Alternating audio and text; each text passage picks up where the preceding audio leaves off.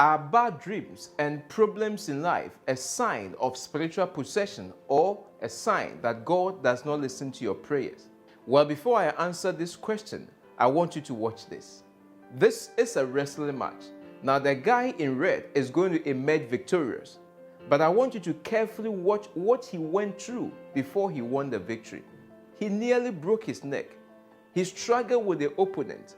But at the end of the day, he's able to push the opponent outside the boundary, which made him the winner of this tournament.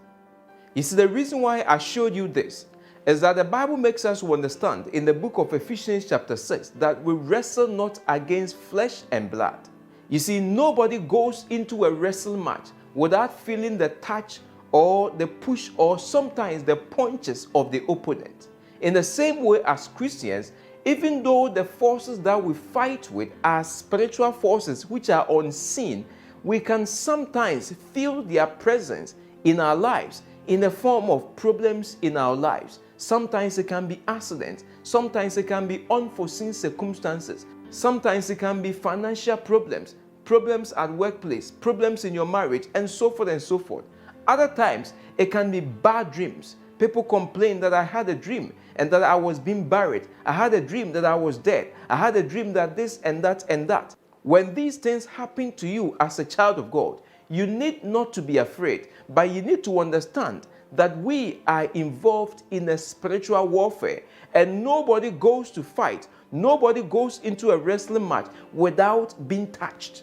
We are going to face these things. That is why Jesus Christ said, in this world, you would have many troubles, but do not worry. Why? Because I have overcome the world. So don't let these things worry you. Don't let them cause you to lose faith in God. Don't let them cause you to go to places you should not go to. Trust in God and keep fighting on your needs.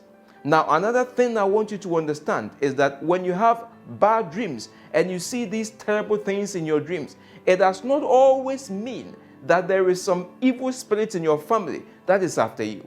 It does not always mean that God does not listen to your prayers. It does not always mean that you are possessed by the devil. You need to understand that as a child of God, because you are involved in a spiritual warfare, you can be tormented by the devil. You can be oppressed by the devil, but you cannot be possessed by the devil.